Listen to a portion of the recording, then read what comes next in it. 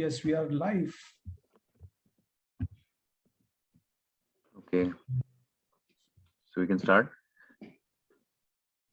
Hello everyone, Hare Krishna.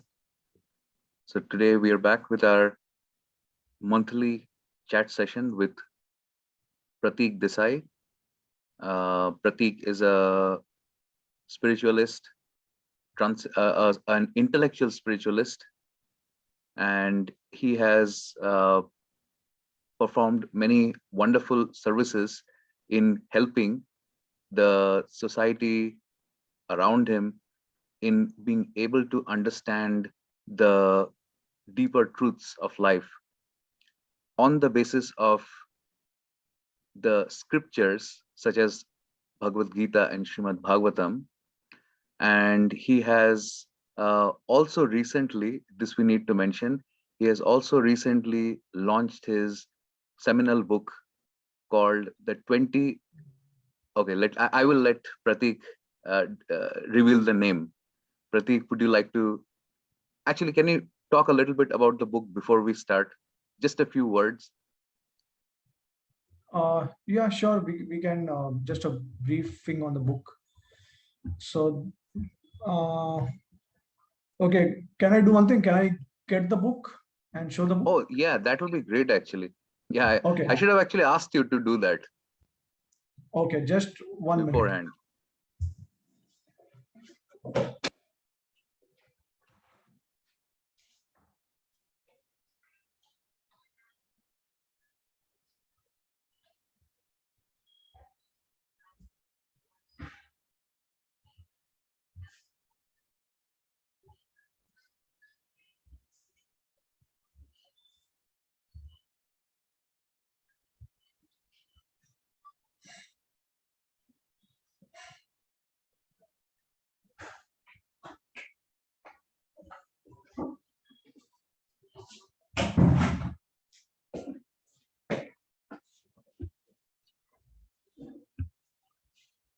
Yes.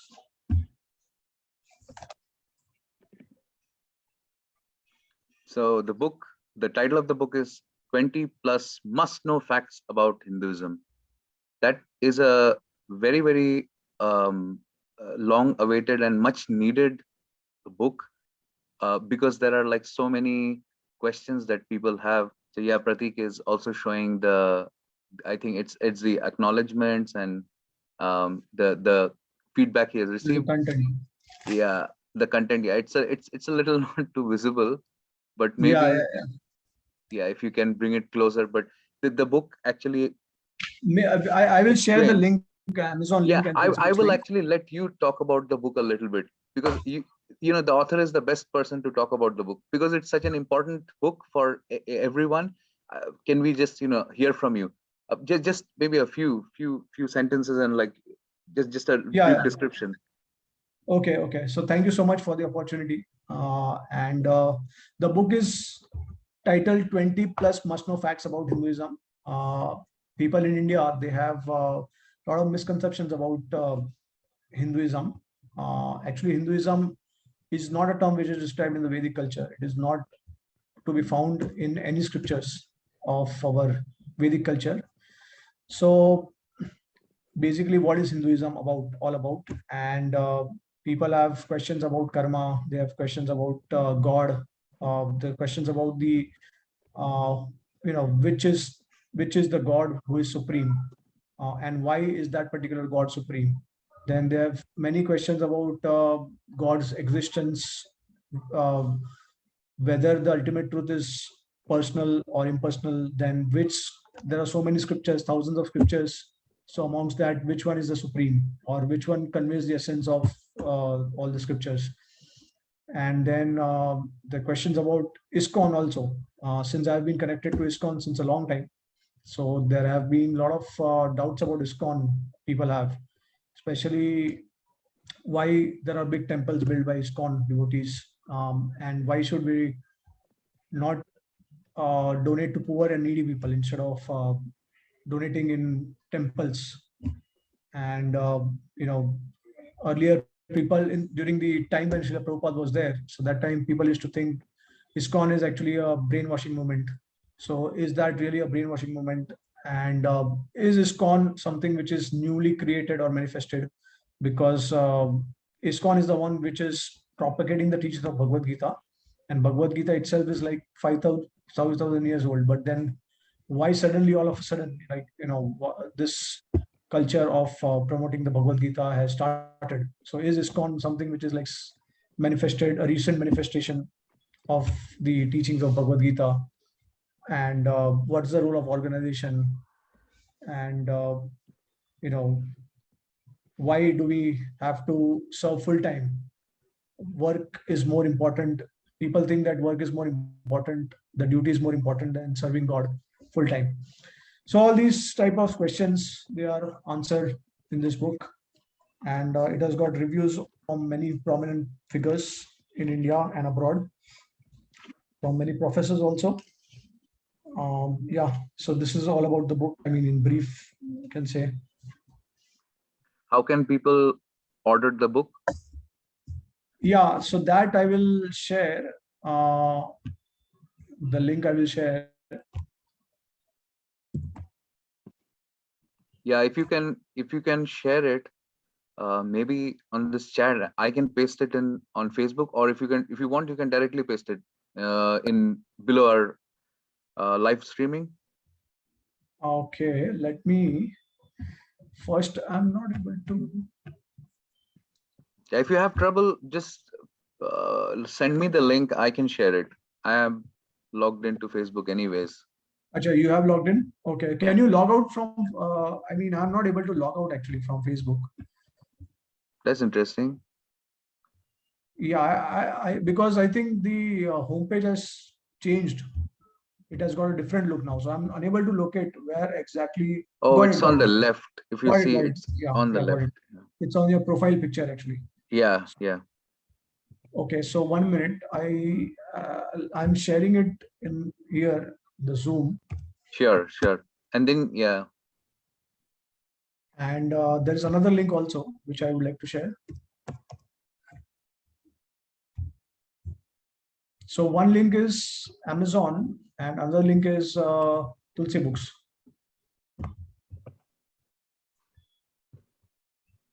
I'm sharing both of them here, Okay. so people can buy directly from these sites.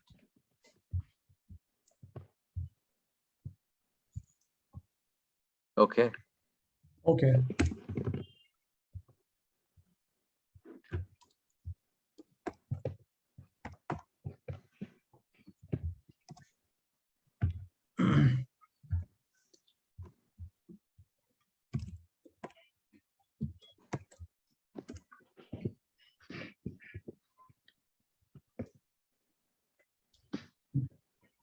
Okay.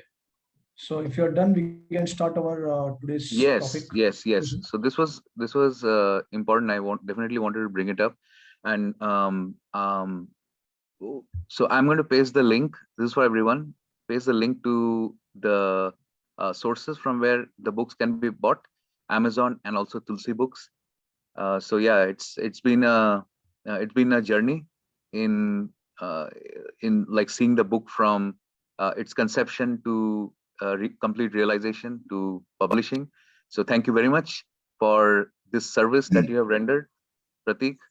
Yeah, actually, I think it'll. it's only possible because of getting help from people like Aritra and Rajiv ji.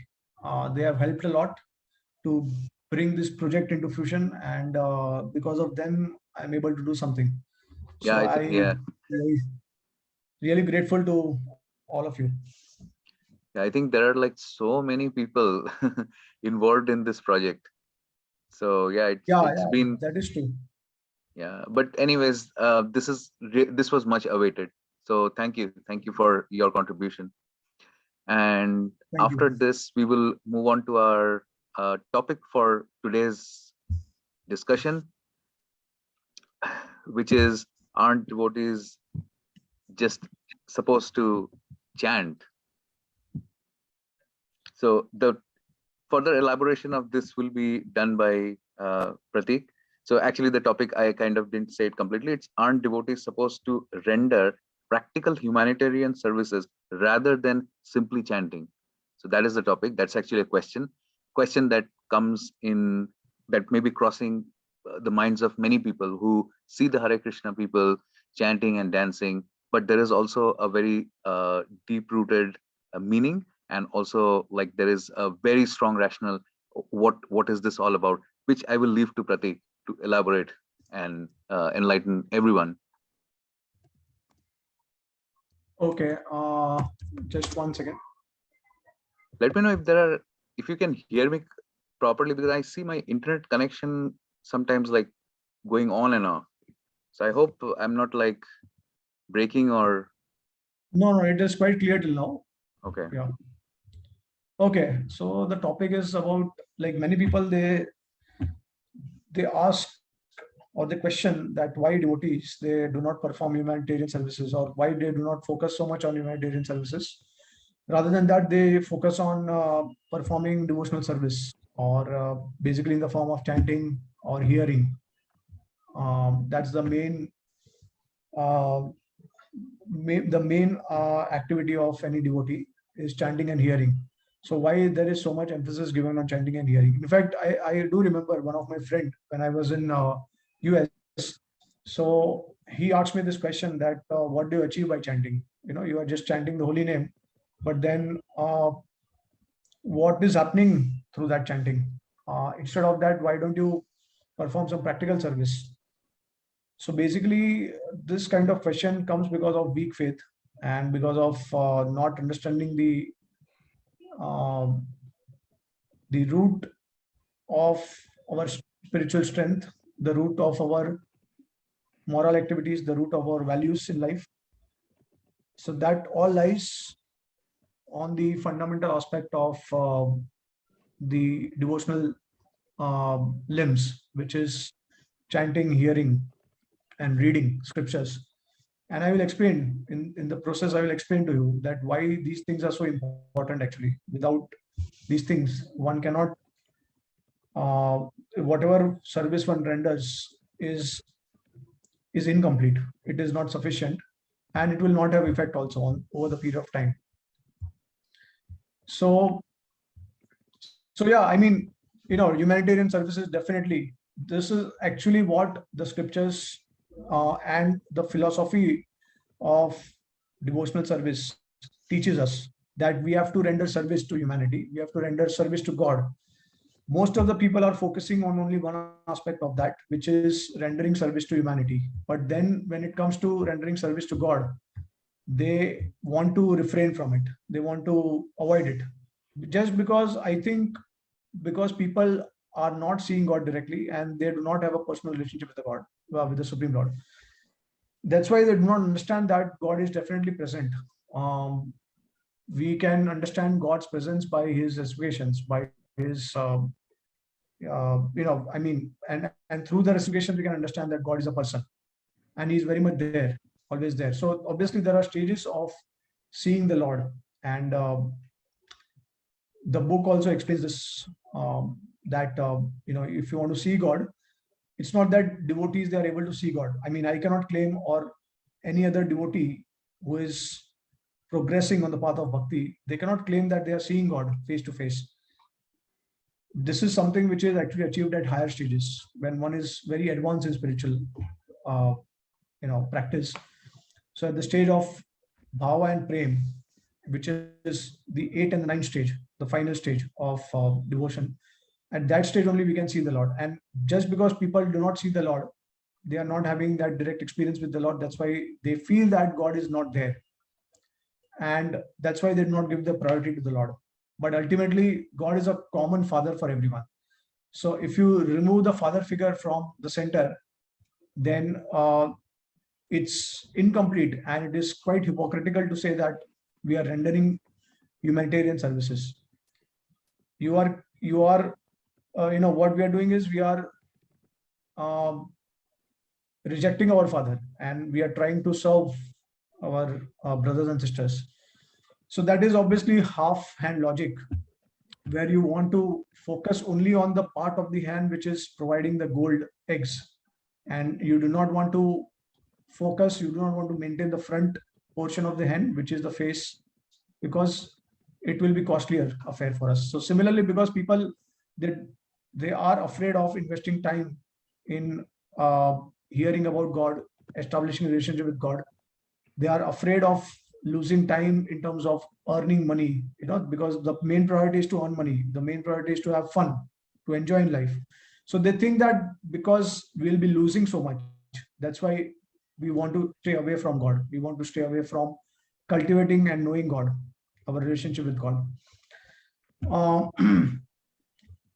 so now, definitely, this humanitarian services is the ultimate principle of the creation. It is the ultimate principle of loving relationships. And so uh, it is always good to serve and sacrifice for others. So, one thing that we easily can understand from observation in this world is that those people who make sacrifices for others, they are the ones who are recognized. They are the ones who are appreciated a lot. They are the ones who are respected a lot in this world, not one who is only enjoying selfishly. So these kind of people, they are not even uh, sought after.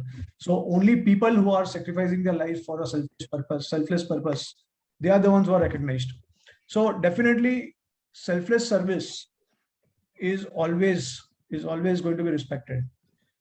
And now, one thing we can actually try to trace out the root of this selfless service is basically, let's start with understanding that, first of all, why work is existing in this material world.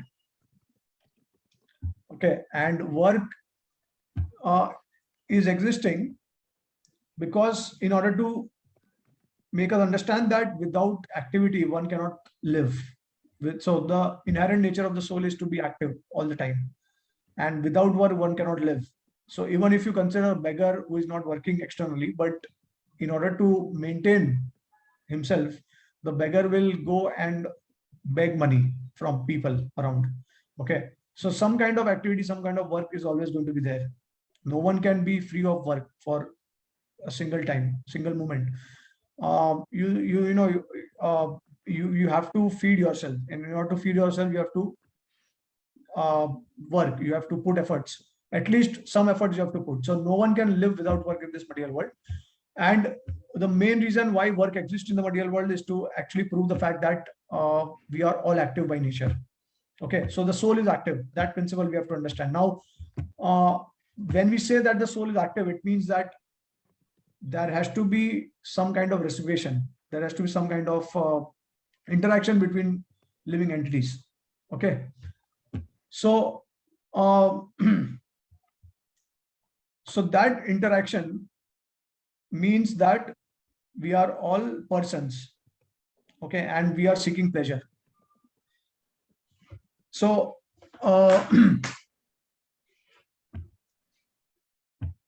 so when we are seeking pleasure, we will try to seek pleasure in this material world, we become selfish in the process. Now, there are different ways to attain pleasure. One way is that you act selflessly, you help people selflessly. That's the best way to become happy. That the who is the most happiest person in the world? The person who is actually selflessly helping others, because he has no expectation from others and he's just helping others. The person who is most miserable is the one who is actually expecting a lot of help for himself, expecting a lot of uh, things for himself. So that person is the most miserable person. That is a observed phenomena in this world. Whoever is helping selflessly, that person is very happy. He's always happy because he's content, he's satisfied. And just by making others happy, he feels happy. So that's why he does not have any expectations to enjoy, and then he just want to give enjoyment to other people. So that way he becomes completely happy and satisfied. But a person who always keeps expecting, who wants to dominate and wants to control things, he will not be able to do it. He will be frustrated with his attempts. Sometimes he may succeed, but many times will fail, and that's why the person will be unhappy. Okay, that's a common phenomenon we observe in this world. So one thing we can clearly understand, that the entire material world is designed in such a way that those who act selflessly for humanity will be appreciated, will be respected, right? So now one may question that why is the world designed like this? Why not, if I'm selfish, what is wrong in that? What is wrong in that? So someone is arranging. So basically, uh, the world is designed in such a way that if we are acting selfishly, then we will be miserable in this world. And if we try to, as much as we are being selfless in the process, through that degree, we'll be happy in this world.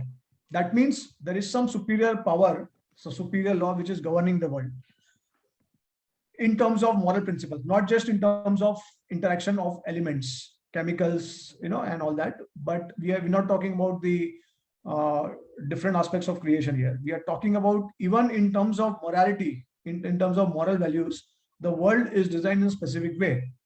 And you cannot transgress that order. If you try to do it, then you will be most miserable and people will not even respect you. In fact, they will insult you.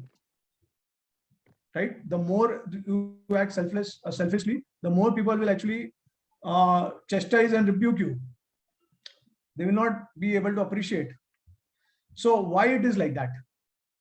If I act selfishly, why I'm not getting that kind of honor, fame, respect? So this is something that we have to think about. So now one thing we have understood, that there is some superior person who is actually ruling and who is designing, and he's actually uh, imposing laws in this material world. So we have to follow those. If we do not follow, then we will suffer. Okay. So now the reason why sacrifice, the spirit of sacrifice and the quality of being selfless is appreciated in this world is because that actually fosters the spirit of compassion, and it also helps in in the overall development of of a person to attain divine qualities. So sacrifice is a principle. Now see why sacrifice is appreciated so much, because it fosters the spirit of compassion and it fosters the spirit of service, which is actually true love.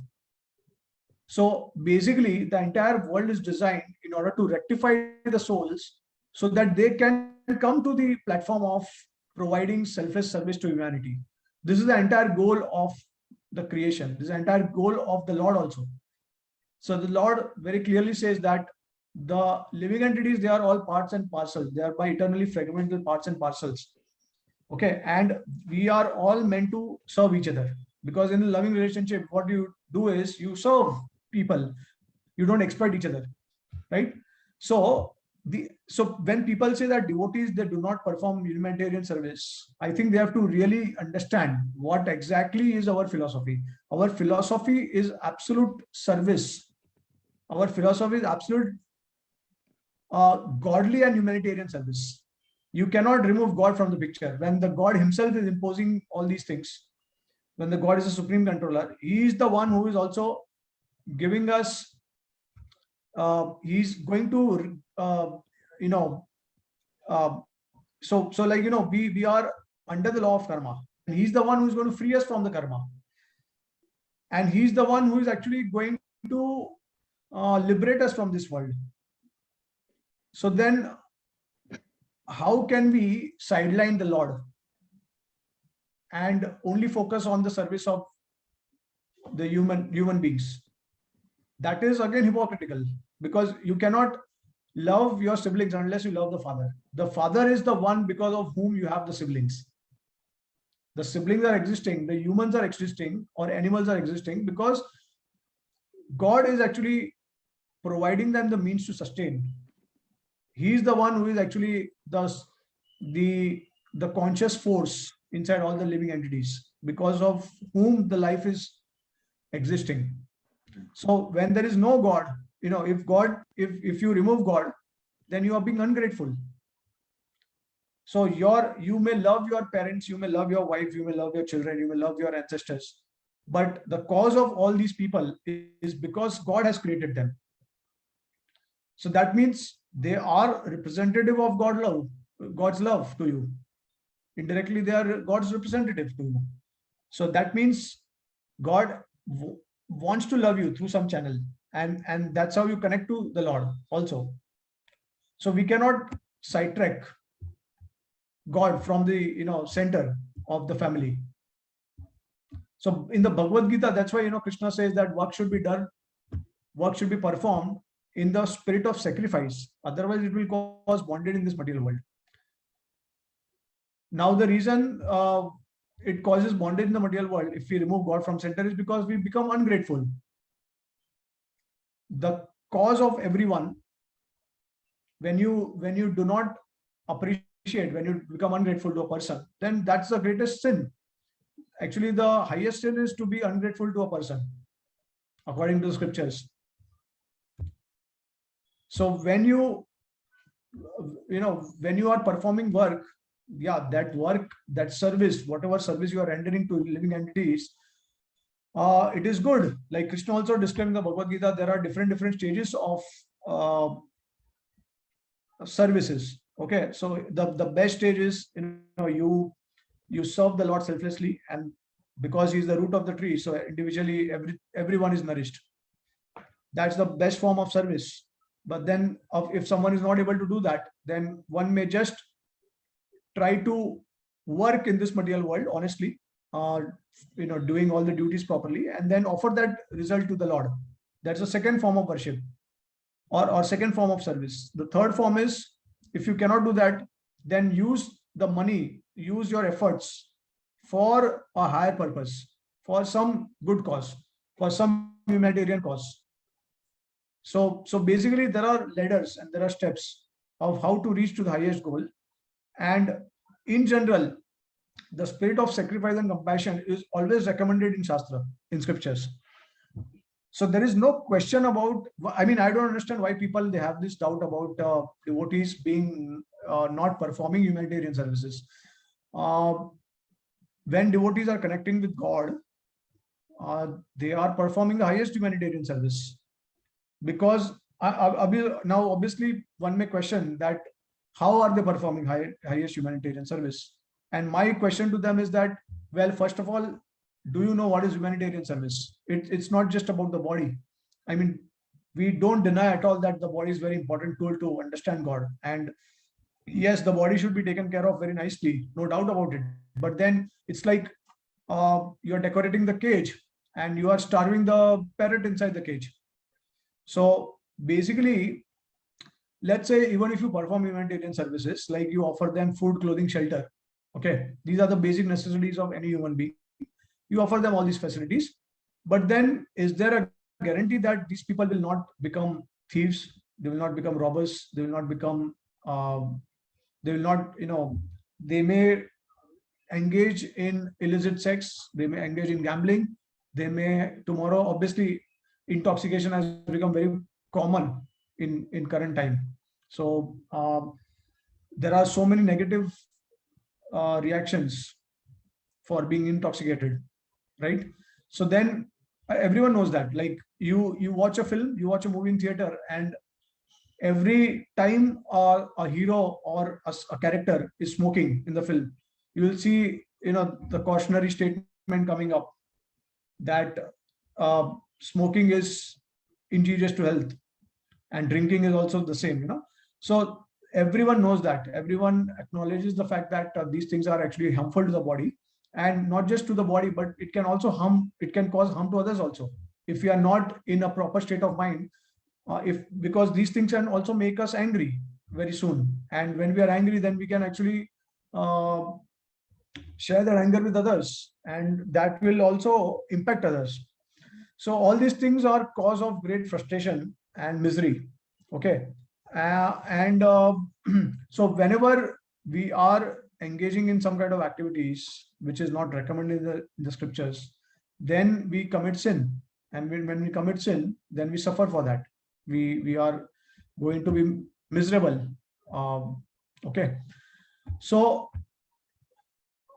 basically, the point is that humanitarian service, and Krishna also defines in the Bhagavad Gita, he also clearly describes what are the different types of charities, and he categorizes the charities in the mode of goodness, passion, ignorance. So he says that whenever you give a charity to someone which is selfless, That's charity in the mode of goodness. Charity in the mode of passion means you want some appreciation, you want some kind of recognition, or you want to get something in return with time. So that's charity in the mode of passion. And then the third charity is the mode of ignorance, which means that without knowing what your charity is going to cause the person in the future, you are giving charity. So that is in the mode of ignorance, because the person, you can donate cigarettes, you can donate drink to them, you can donate money to them, and money can be utilized in all these sinful activities also. People, if they do not have proper character, if they do not have moral values, then they will be miserable in their lives, because material world is not, it's not a place of gentlemen. It's a place for suffering. That's how it is designed actually. At some point of time, you will definitely suffer. At least, even if you don't suffer externally, birth, that old age, disease, these four things definitely will make you suffer. So no one wants old age, no one wants disease, but it will come to us. So that means at that time we'll be suffering, right? So now, and then life is made in such a way. See, you do not experience enjoyment at each and every step in your life. It will come in packets. Sometimes you'll get happiness, sometimes you'll get distress. That's part and parcel of the entire, this is how the entire world is made. So now, when there is a suffering, when there is a challenge, how do we react in that challenge? How we reciprocate, how we respond to that challenge, how we respond to that suffering? That is what is actually going to define a person's character and morality. And if person do not have that morality, there are chances that the person may slip into bad activities. And later on, people will criticize such people. The highest, like in the material world, the highest thing that person can achieve is not money, it is fame. Like, you'll hear people say that, the ultimate goal is to just have my name etched on people's mind, so they can remember me forever, because the body will anyways go, right? But if people can remember you throughout forever, generations, people remember you, that is the greatest achievement. So the fame is actually the most important thing in one's life. And if that is lost, and it is so easy to lose fame. Just see, you may do hundreds of pious activities, you may do hundreds of selfless activities, but just one selfish activity which is big, that can make you fall down from your position, and people will only look at that black spot, right? So basically all these things are very clearly visible in the material world. And humanitarian services, it's a holistic approach. It's not just about helping a person in times of their physical needs or mental need, but it's a vision, it's a long-term vision, it's a process, how you constantly help people over a period of time. And the best type of help, obviously, along with their physical mental needs, is to give them spiritual nourishment, because this spiritual nourishment is something which they will take it forever with them, and it will also leave marks on people's mind. Okay. So like, the reason the devotees are chanting God's name, the reason devotees are hearing about the Lord, the reason the devotees are hearing about, remembering the Lord, they invest time with the Lord, is basically they are like, just, for example, if you want to run a car for a long time or for a long distance, then you must have sufficient petrol inside the car. Without petrol, you cannot run the car, right? So similarly, unless and until we connect with the Lord, and unless and until we are filled with that happiness and satisfaction by connecting with the Lord, we cannot really help others. Okay. And if you want to help someone, it should be on a long-term basis. So now, see, again, the problem is that people also don't meditate or don't contemplate on the afterlife consequences. They are just thinking, whoever is thinking about humanitarian service, they are just thinking on one lifetime basis. But then when you are believing in God, when you know that there is karma, then how do you not think of the upcoming life? I mean, we should be convinced that there is going to be next life. The entire knowledge about the soul, dehinosmin yatha dehe, that we are not the body, we are the spirit soul, and the soul is transmigrating from one body to another body. And what to speak of other lifetime? In this body itself, the soul is actually kind of transmigrating from the small, youth to boyhood to old age, and then finally gives up the body. So in this life itself, we can see how the soul is changing the body. Then what to speak at the time of death? Obviously, it will change the body, and that is the entire. Now, if you believe in God, then you have to believe in karma. Then you have to believe in soul. Then you have to believe in reincarnation. If you do not believe in God, that's a different thing. Then you become an atheist. But if you believe in God, then you have to believe in these things. It's not, you cannot say that, okay, I believe in God, but karma, reincarnation are mythological for me. that is also again contrary. So these things are holistic in nature. And then when you see you want to help, you want to offer help to someone, you want to offer it on a long-term basis. And that long-term basis, you take it to upcoming lifetimes also, in the future lifetimes, not just about this particular lifetime, but of upcoming lifetimes. And upcoming lifetime means that the soul, if you reconnect the soul with God, then all the miseries, everything will stop ultimately, because you are freeing the soul from the cycle of birth and old age disease. So this is actually the greatest type of service.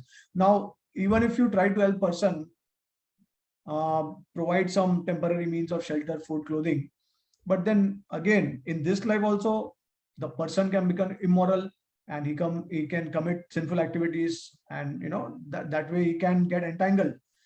And next lifetime also, even if, let's say, if some person, you help that person, and the person perform pious activities, but then according to law of karma, pious activities are exhausted. The whatever results he will get in the next lifetime, he will face it, he will bear it, he will get the advantage of pious activities, but then it will get exhausted also. So he has to again come back, he has to start from there, from point zero. And so then in the next life there is no, and the material world is so attractive in one way, especially in Kali Yuga, as things are deteriorating with time, we are more inclined to commit sinful activities. There is a tendency, natural tendency, to commit more sinful activities. So person, even though he may commit pious activities in the previous life, and he will bear, he will get all the comforts and facilities of enjoying because of his previous activities, but then that will be exhausted, and there are more chances of committing sinful activities in the next life. And because of that, the person will keep suffering. So now let's take a holistic approach and say that, well, yeah, let's try to focus on both things. Let's try to feed the parrot inside the cage and also take care of the cage outside, from outside. So this is a proper holistic approach, where we are nourishing the soul, and at the same time the body also. And then we are making sure we are actually securing the future lifetimes of that person also. So the best charity is to connect one with one's father, because the father can take care of that person eternally. One may provide some temporary help, but if they do not connect that person to the father, then how long can you actually provide help? And then you are, okay, in this life I am providing you help, but then in next lifetime, where I am and where you are, we don't know. So I cannot help you all the time. And whether I will be in the position of helping you in the next life, that's a different thing. I may be an animal also in the next life, or you may be an animal. So these things are very important to understand. Everyone has to understand these concepts on a long-term vision. So the scriptures are different. Scriptures are perfect in the sense that they are giving a long-term approach, the long-term process. It's not confined to a short one lifetime, because scripture is the word of God, and God is always, for God there is no past, there is no future. For God there is always present. So when there is always present, it means that God can see the past, God can see the future also. It is all condensed in the present for him. And when God can, he is in the present, so he knows everything, and that's how uh, we can actually clearly, the scriptures also recommend processes which are beneficial for upcoming lifetimes, not just this lifetime. So I hope this makes sense. Any comments or questions till now? Yeah, it was very yeah, it was well elaborated by you. Because the I actually come across a lot of people who have a spiritual inclination. They believe that there is something beyond matter. They are interested in spiritual upliftment, but they are not able to reconcile the universal oversight of a superior power on the activities of individuals. So they're not able to reconcile that there could be someone who is administering karma. Some of them are there who would think that material nature is administering karma, without being able to clearly understand the source of material nature, or the soup or like the director of material nature. So that's the point which a lot of people don't are not able to reconcile. They don't want to necessarily disbelieve, but they are not able to understand how this thing works. How is the cycle working without supervision of superior intelligence. Yeah. Yeah, So let me share one more additional point in this, because to make things very simple and clear to understand. Now, coming back to the question people ask about, okay, why are you chanting the holy names? What help is going to provide to the people in general when you chant the holy name? So now, see, basically, when we are chanting the holy name, first and foremost thing is that chanting of the holy name is a spiritual activity. Now, in the so there are material activities and there are spiritual activities. We can only connect with God, we can only love God when we are spiritual in nature, because God is completely spiritual, which means that God is completely pure, and we have to come to that state where we become completely pure. Okay, means that we have to get free from all these sinful tendencies and activities, and we have to reconnect ourselves with God. Means we have to uh, love God. So the means to love God is through chanting, hearing about Him, um, and remembering Him. Okay, now this is a very general activity which is also observed in the material world. When you love someone, you want to remember that person. You naturally remember the person, and you want to also associate with the person as much as possible, and you want to also talk about that person to others. You want to describe the wonderful qualities of that person to everyone. So this is a activity which is on a spiritual level. And when we are chanting the holy name, the goal of chanting the holy name, or the reason why we are chanting the holy name, is that we want to remember the Lord and we want to associate with the Lord. So you cannot associate with the Lord because your mind is naturally attracted to the material world since long time. Since so many lifetimes, we have been conditioned and we are attached to this material world, to the activity of this material world, to our relatives, to our friends, like, so-called society friendship, like that. Now, when we get a realization, we want to connect with the Lord, then we want to associate with the Lord. We want to spend time with the Lord. And this process of chanting helps us associate with the Lord and to also remember the Lord, right? So the more we become attached to the Lord, the more we will become uh, purified, the more we'll become uh, like, okay, so the more we'll be filled with the love of God, and the more we are filled with love of God, the more we become detached from the superficialities of this material world. Okay, and when we become detached, then only we can help others, because true enjoyment and true happiness comes by giving others, by serving others, not by enjoying ourselves, not trying to exploit others. Okay, not by being selfish. So if you want to reach a stage where you just want to help others, that natural spirit of love and compassion is flowing in the heart, that can only come, or it can become most complete when you connect with the Lord and when you reach the stage of love of God. Okay, and in order to reach the stage of love of God, we have to develop attachment towards the Lord. And to develop attachment, we have to try to associate with the Lord as much as possible. So that's why we have to chant the holy name. And in fact, in the scriptures, it is mentioned that in Kali Yuga, there is no other way.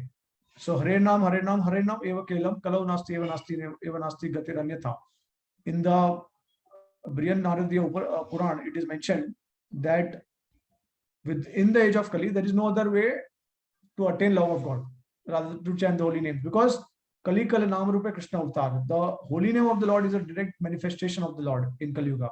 That's the mercy of the Lord, that He has come, He has incarnated in the form of His holy names. So easy to approach, so easy to associate with. Okay.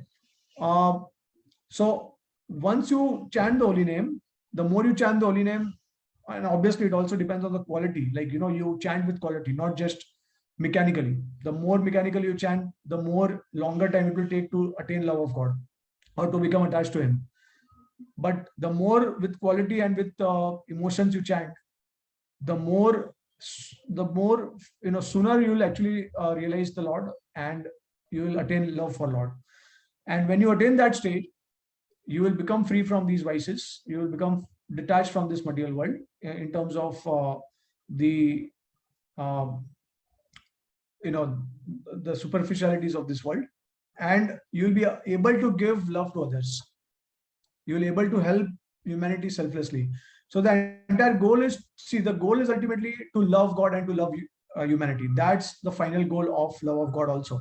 Now, when we talk about love of God, we also include love of humanity, because God includes living entities, human beings. As Krishna says that the living entities are all my fragmental parts and parcels. Okay, so when you talk about God, God is not alone. He's existing along with His energies. He's existing along with all the living entities also. So when that's why it is said that when you water the root of the tree, then the water is actually divided into the branches also, and everything is nourished properly. The plants, I mean, the leaves, then the branches, the fruits, the flowers, like that. But if you try to water individually on the leaves and the fruits and the flowers, then they will die after some time. So that's how we say that when we attain love of God, then we also attain love for the living entities. Now, before that, before attaining that stage, we will have certain vices. We will be envious of living entities. Will not like certain living entities. Will love certain living entities. So that will be discrimination. Then there will be anger for someone. So these qualities will control and affect us. Uh, but when we attain love of God, then these qualities will all disappear, and we will be filled with love. So when you have love in the heart, then only love can come out. You cannot see, when you have 10,000 rupees, then only you can give 10,000 rupees. You cannot give 1 lakh rupees, right? So if you have million, then you can give million, but you cannot give beyond million. So when you have love of God, that is like unlimited money. You can keep showering a lot of money to distribute to people. So like that. So this is the fundamental principle of chanting the holy name. People think that we are wasting so much time, nothing is happening, but they are not seeing that. But internal cultivation is being developed. We are, if we follow the process right, in the proper way, which is prescribed by the teachers and the scriptures, then we keep advancing, and we gradually become free from the vices. We become free from all these anarthas, and then naturally love will flow from our hearts. So in the material world, people may have love. Without God, they may have a semblance of love for others. But one thing we have to remember: even if you have that compassion for others, if you have that selfless spirit for others, how long is that going to last? In the next lifetime, it is going to be taken away. But when you connect with God, channelize with God, then uh, all whatever efforts you have put in order to attain the selfless love, that will continue, that will keep continuing. Okay, and it will always take you up in the process. You will not come down unless and until you do not follow the process strictly. Okay, so if you follow the process, which is recommended by the scriptures and the teachers, then you will surely attain that stage. So this is actually the fundamental principle how we can all love each other, and it becomes a complete and holistic approach for humanitarian services. So any questions about this? Any comments?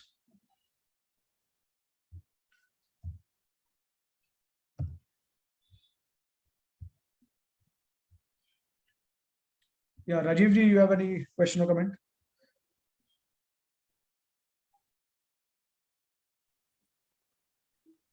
None so far, Prabhuji.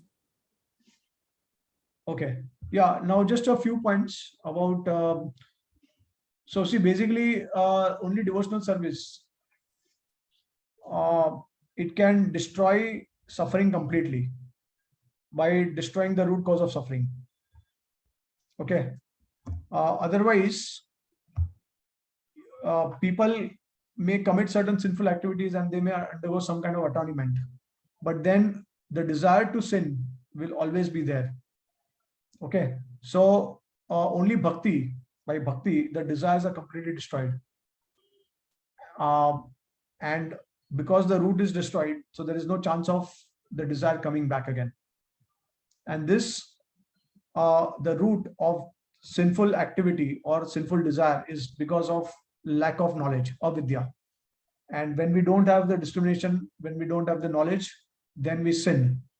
So when we are seeing that certain people are smoking and drinking, and when they share with others, so they are transferring knowledge to others, information to others, that okay, this process is giving us temporary enjoyment, and then people start to imitate, or they start to experience it. So that's how they get involved in sinful activities. And so the root cause of getting into sinful activities is also avidya. Okay.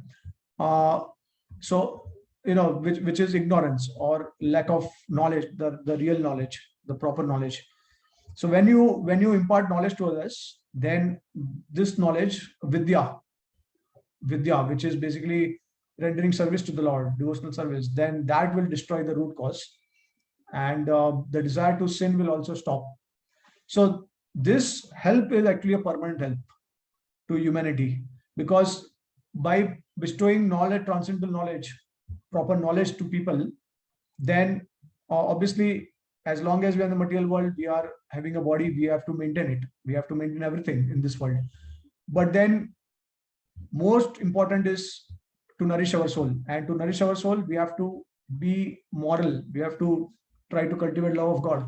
And so bhakti, by transforming knowledge to others, that will destroy the root cause. So that will help humanity for the upcoming lifetimes. It will secure the future. So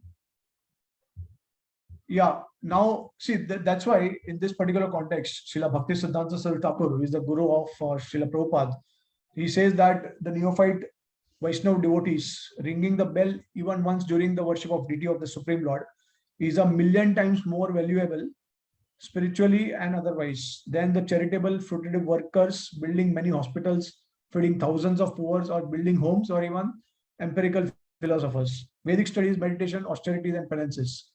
So this is what very strongly put forward, that the just by this simple spiritual activity, one can it is far superior to millions of charitable causes, because all these charitable causes, they are causing bondage in the material world. They are not going to free a person. They are not going to make a person a better human being or moral human being, or they are not going to free that human being from the cycle of birth and old disease. Only by connecting oneself with the Lord will actually free. So in that context, Bhaktivinoda Thakur said this. So that's why a devotee's main focus is to secure and nourish the soul, and for that, bodily needs are essential also. That's why the devotees will also, now it's not that devotees do not perform direct practical services to humanity. There are many services like like distribution of prasad, food, sanctified food. And then there are many valuable services, like for example, during the pandemic, corona pandemic, uh, devotees were also distributing a lot of prasad. They were also giving a lot of food, clothing, shelter to people, to poor people, in the times of difficulties. So obviously the entire goal and the entire purpose of Vaishnav philosophy and culture is to help people, to be compassionate, to actually serve people. So we cannot, there is no question of separating the two. There is no question of saying that why devotees are not performing humanitarian activities. So ISKCON centers, they have already extended to help humanitarian services by distribution of free meals, knowledge. You see every ISKCON temple, every place where you have a temple, there is knowledge being transmitted, which is actually nourishing the soul and is also helping maintaining the body. So that way, ISKCON devotees, they are performing a lot of humanitarian activities, and that too, um, securing the future lifetimes of everyone. So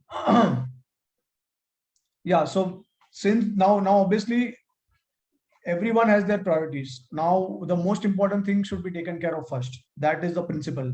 I think that is also visible in our modern days. In the world that we live in, that the most important thing is to be taken care of first, and gradually all other things which are less important, they will be taken care of automatically. So similarly, now, because now see, there is a need for every type of person in this world, and everyone is contributing to a certain cause in some direct or indirect way.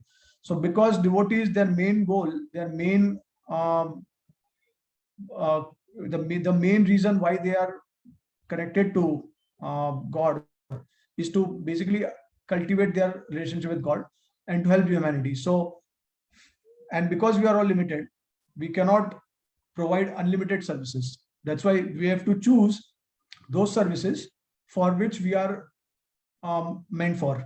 And for the devotees, for ISKCON devotees or for Vaishnavas, the first priority and the first and foremost thing is that they help people connect with God. Because anyways, there are so many other people who will be helping um, other people by the means of food, clothing, shelter. But then there are very less people who are going to teach people about the value of connecting with God. So the main priority of these devotees is, or the main goal, the major services rendered by these devotees will be, actually, you'll see that they are more concerned with people, how they connect their relationship with God.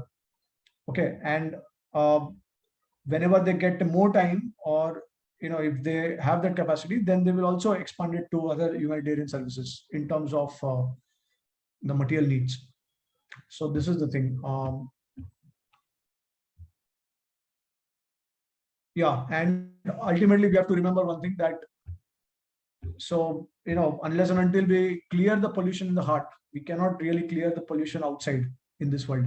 So people, they feel that these things are not so important, but unless and until we accept these things, we cannot really be instrumental in changing the world outside.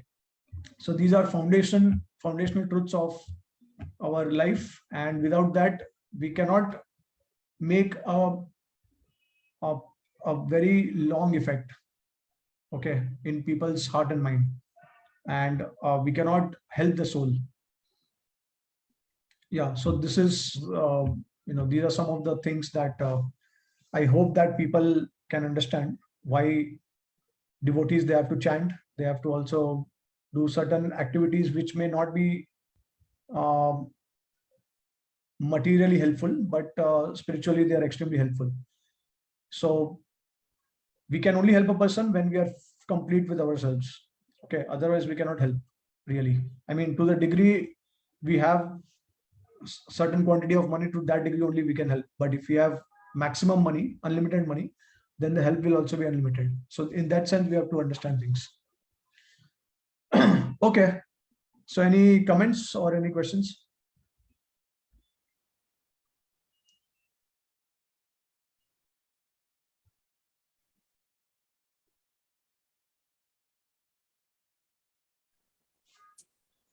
No, no problem.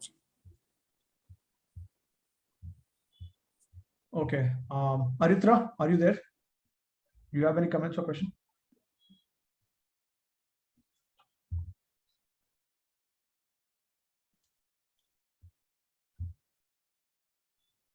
Okay, all right. So thank you all for joining, and hope to see you in next month with some different topic.